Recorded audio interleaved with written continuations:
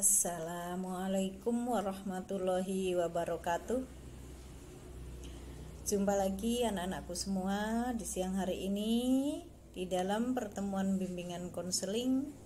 Semoga kalian semuanya selalu dalam kondisi sehat walafiat sehingga bisa mengikuti materi pelajaran dari awal sampai akhir dengan penuh semangat dan bisa mengambil manfaatnya. Baik anak-anak, kita lanjutkan saja pertemuan kita hari ini dengan diawali Bismillahirrahmanirrahim. Materi kita hari ini adalah belajar berempati dengan orang lain. Sekarang kita lihat dulu pengertian empati. Empati berasal dari kata pathos yang dalam bahasa Yunani, yang berarti perasaannya yang mendalam. Empati pada awalnya digunakan untuk menggambarkan suatu pengalaman estetika ke dalam bagian bentuk kesenian. Sekarang kita lihat perbedaan empati dan simpati. Simpati adalah lebih memusatkan perhatian pada perasaan diri sendiri bagi orang lain. Sementara perasaan orang lain atau lawan bicaranya kurang diperhatikan. Sementara empati adalah kemampuan seseorang untuk merasakan keadaan emosional orang lain. Jadi, dalam hal ini empati lebih memusatkan perasaannya pada kondisi orang lain atau lawan bicaranya. Ada 3 tahap dalam berempati. Di antaranya adalah, coba kita lihat tahapan-tahapan empati. Yang pertama, tahap pertama, mendengarkan dengan seksama apa yang diceritakan orang lain, bagaimana perasaannya dan apa yang terjadi pada dirinya. Jadi kita berusaha untuk mendengar, jadi menjadi pendengar setia, mengerti apa yang dia ceritakan, seolah-olah kita masuk ke dalam kondisi mereka. Yang tahap kedua, menyusun kata-kata sesuai untuk menggambarkan perasaan dan situasi orang tersebut, ya. Menyusun kata-kata yang sesuai untuk menggambarkan perasaan dan situasi orang tersebut. Karena kita bisa merasakan, jadi kita bisa untuk menyampaikan.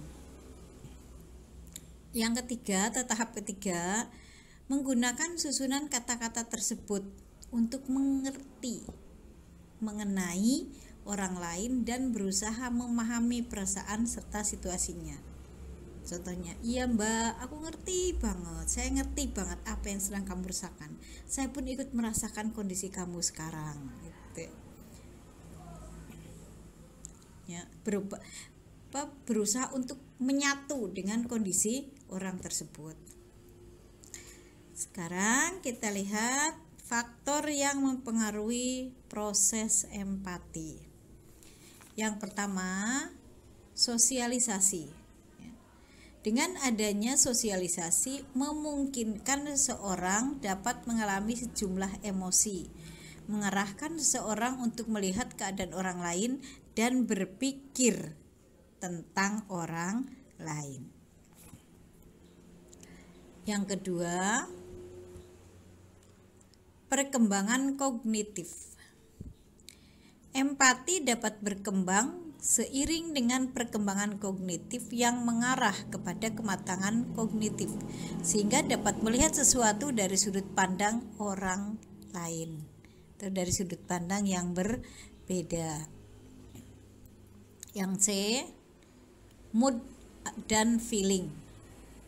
Situasi perasaan seseorang ketika berinteraksi dengan lingkungannya akan memengaruhi cara seseorang dalam memberikan respon terhadap perasaan dan perilaku orang lain. Yang selanjutnya, situasi dan tempat. Ini dapat memberikan pengaruh terhadap proses empati seseorang. Ya, situasi dan tempat tertentu dapat memberikan pengaruh terhadap proses empati seseorang. Ya, pada situasi tertentu, seseorang dapat berempati lebih baik dibanding situasi yang lain.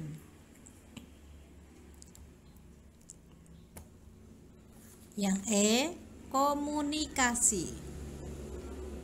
Pengungkapan empati dipengaruhi oleh komunikasi atau bahasa ya, yang digunakan seseorang.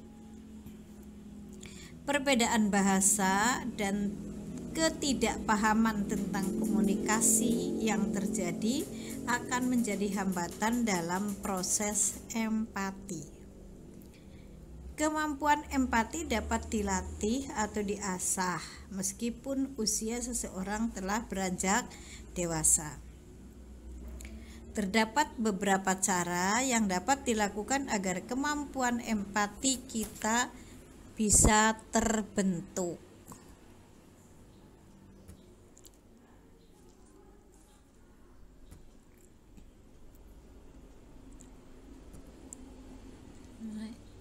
Ya, ada beberapa cara agar bisa membentuk empati. Yang pertama, agar kita bisa membentuk empati dalam tubuh kita atau dalam diri kita, kenali perasaan sendiri. Kenali perasaan sendiri.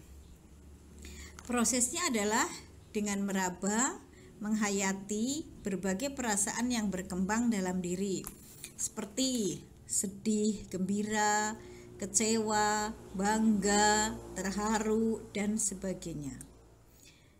Mengenali perasaan sendiri merupakan bagian dari tuntutan kecerdasan emosi. Orang yang mengenali perasaan diri biasanya mampu mengendalikan emosinya, sehingga ia tidak melakukan tindakan gegabah saat mendapati kenyataan di luar dirinya yang berbeda dengan keinginannya.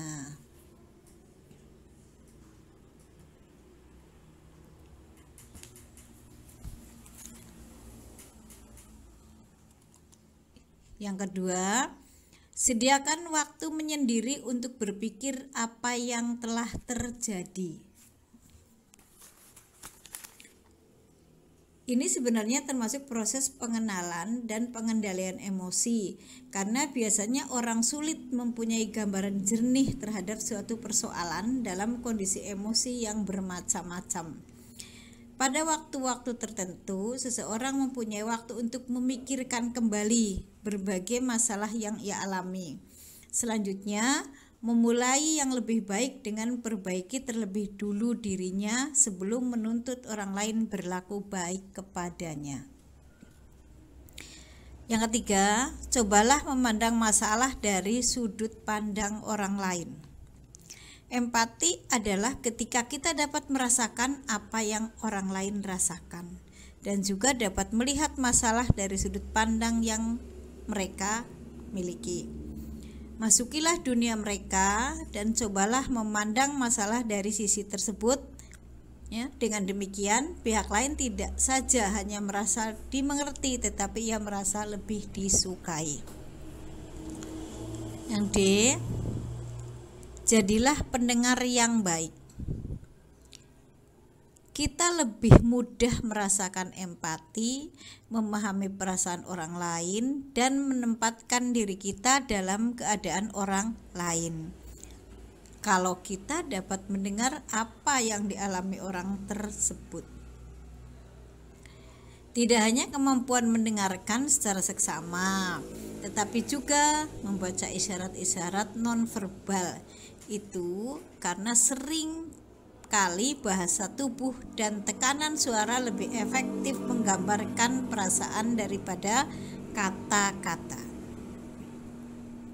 Ya, jadilah kita pendengar yang setia, betul-betul didengarkan ya, nadanya, suaranya seperti apa, sehingga kita bisa mengerti kondisi yang sebenarnya.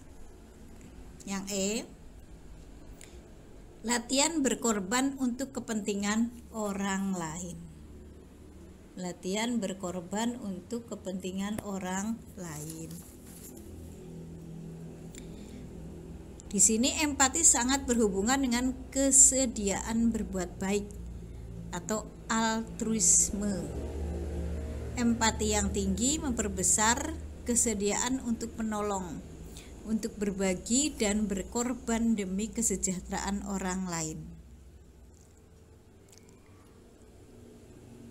Kesanggupan untuk berempati sendiri adalah kesanggupan yang ada pada tiap orang. Biasakan mensyukuri nikmat anugerah Allah apapun bentuknya ya, dengan memberi sebagian dari apa yang kita miliki untuk orang lain, terutama yang membutuhkan. Nah, cobalah kita untuk sedikit berkorban apa yang kita miliki untuk diberikan kepada orang lain yang lebih membutuhkan.